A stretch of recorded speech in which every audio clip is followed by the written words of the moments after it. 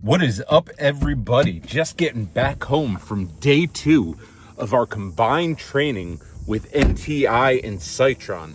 Let me tell you, if you haven't checked out these classes, you're going to want to keep an eye on social media. We got more coming up.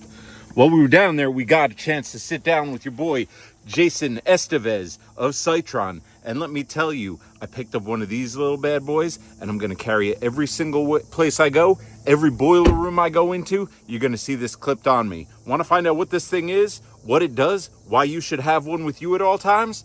Stay tuned. Check out this video with Jason. Thanks for checking us out. See y'all later. Bye. Centrotherm presents Heated Conversation. Talking about plumbing, HVAC, and everything in between.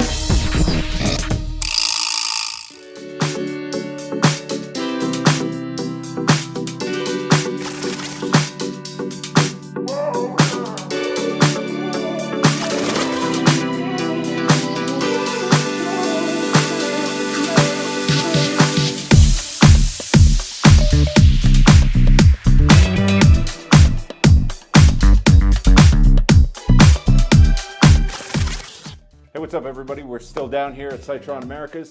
I wanted to take a quick second to jump in and talk about a product that I actually just learned about a couple months ago while we were doing our combined trainings with Seitron, NTI, and us at Centrotherm. And they showed this product at the last training, and I thought while we were down here, we could have Jason tell us a little bit about them. They are personal gas monitoring systems. So, Jason, tell us a little bit about these and what they do. So over the last few years, part of our combustion training is on personal gas safety, right? So a lot of analyzers have a personal monitor on them. It's just that guys don't really know how to use them as that. But we get asked for them all the time for many, many years. So over the last few years, we kind of pushed to get a series of personal gas monitors. And they're honestly life-saving devices. Yeah. So we have two different versions that we launched into the market going on about 2 years ago now.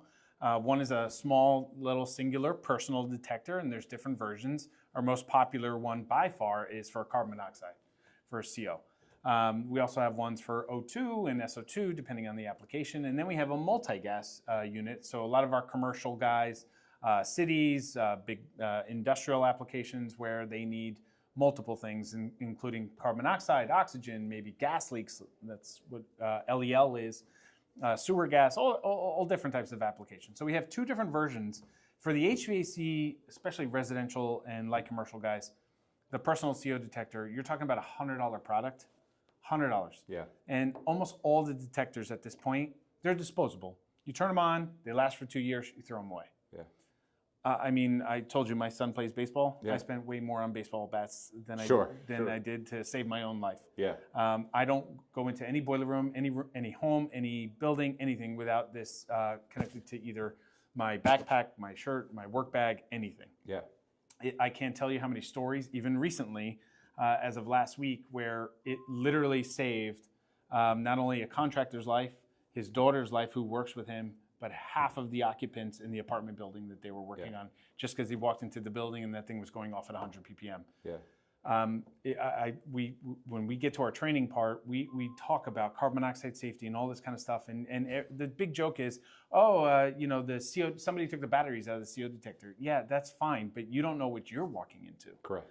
So, and we train guys to turn your analyzer on outside and walk into the room. We know that doesn't happen. Yeah. So a big portion for us was how do we kind of help the contractor with this type of really serious, unknown, can't see it, can't smell it, don't know it's there. And one of the drivers actually was on a personal level. There was a technician at a local here in Philadelphia, a local contractor, somebody I knew when I started working at 21 years old. And I knew him for about 15 years. And I love the guy. He was a really nice guy. Well, I was the best technician, but a really awesome guy. All right, yeah. And I think that's why he called me so much with a lot of questions. So I got to know him over the years. Sure. And unfortunately, going back about 4 or 5 years ago, he passed away. Walked into an application in a boiler room at a school, winded up passing out on the floor. Jeez. And his wife winded up calling the office, the dispatch, to find out where he was because he never came home. That hit home for me. Yeah, for sure. And because I teach carbon monoxide safety as part of my thing, I mean, I teach and I teach and I teach, but what's the easiest way to do this? Yeah. Is why don't we develop something that is already in the market, but teach it as part of the training. Yeah. To go, guys, don't walk into any. You never know. I mean, You don't know. You don't know. You really don't. You have no idea. Yeah. And the amount of we launched this 2 years ago, and it's our best-selling product by far. In fact, I well underestimated our sales. Yeah. For this unit. So much so, and I find it so important that last year, as part of our heating season promotion, you know, every manufacturer runs a promotion during the heating season. Sure. So instead of doing gift cards and hats and all this stuff, why don't we just do a personal detector for every analyzer you buy? And it was the best promotion we've ever run in 22 years. Yeah. So we're doing the same thing this heating season because it's just one of those tools that guys sometimes don't buy themselves, but they all love them. Yeah. And That's actually a really good point. Fun thing to jump in. You got an HVAC guy in your life or gal? Good Christmas gift. Nice little stocking stuffer. Yes. $100 will get you in there, and you could potentially save their lives. Yep. Yeah, that was when I first saw this. You know, we were talking about it at a class up there. I thought that this was something that every service company, if you've got technicians and they're going into anybody's homes or businesses or anything like that, they should have one of these clipped to their tool At bag all times. maybe, or backpack, whatever it might be. Put it on your belt loop, like when you get up in the morning and start going out. There are too many times where we are going into situations that could be potentially lethal, right? Yes. As you learned, unfortunately. And this little device would have saved it. So what triggers this to go off? At what point will this? Yeah, so normally, almost every leak detector on the market, they have two alarm levels: a low alarm level and a get the f out of here alarm level. Yeah. Right. Yeah. So The GCFO. exactly. Yeah.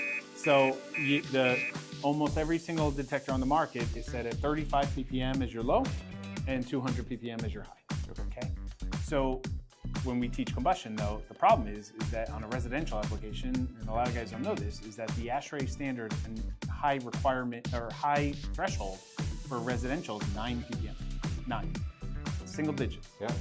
For residential, 35 ppm, which everybody talks about, is the high alarm level, but that's for OSHA requirements over an 8-hour period. So Yeah. everybody always says 35, but that doesn't mean shit. Right. 9 ppm is residential.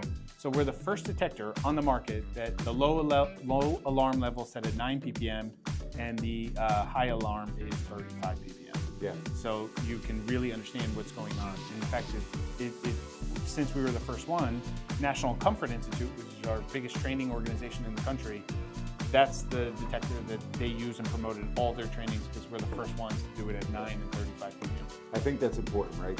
They said that in the class that we did together last time. And I think that was an important part that's really kind of hit home for me because I was just, early notification is what you want in this instance, Of course. right? Late notification does me no good, right? Yes. Like it's just like, it's, kind of tongue-in-cheek and it's Right. a very serious issue, but like kind of, hopefully I guess maybe lighten it up a little bit is, I want to know as soon as possible. Of course. If I walk into a house, years ago, quick shout out to my mom who sent me on this service call, by the way. She's going to pretend that she doesn't remember this, but she remembers it. She sent me to a CO call. Okay. I had nothing like this. The fire department was on the way, and she's like, yeah, go and check it out. And I'm like, Mom, it's a CO call. You're sending me to my death. Like, this is not what you should do. Did not something you play with. Did I forget your birthday or something? Like, it's just... But like I honestly, when they first showed me this, that was like the first thing I thought about, like how this should have been on all of our companies. Sure. Every single service technician should have one of these at the very least. Like just, the rare instance that you go in and it could be lethal that quickly. Yeah. I mean, it's, it's not all the time. And I hate to use scare tactics, I try and avoid that, of but like, course. that's the reality, But right? it is. Legitimately, this could kill you. So a simple device like this for $100, like, The problem, no question. the problem why I get the scare tactics, but at the same time, what a lot of technicians don't understand is the detectors that go off in your house that you buy at Home Depot for $29.95, their minimum detection level is 70 ppm between 1 to 3 hours. That's crazy. So it has to see that much. And by the way, it's usually on the ceiling when CO is a heavier glass. So if you understand how carbon monoxide works, you realize that, okay, this detector that I have that might or might not taking the batteries out because it kept chirping. Sure. Goes off at 70 ppm between 1 and 3 hours of seeing it versus a detector that I walk into. Right. Yeah. You never know what you're walking into. You can't trust the equipment in anybody's building or home. For sure. And you know, it's just it's one of those $100 life-saving kind of things that you should have. Completely agree.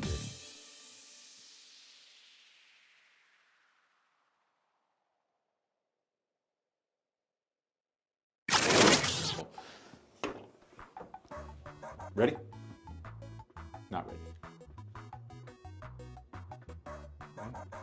I'm just recording all this. Oh, okay. All right. Ooh. So what do you think that thing is? That's all I'm doing. Ooh. Too weird. All right.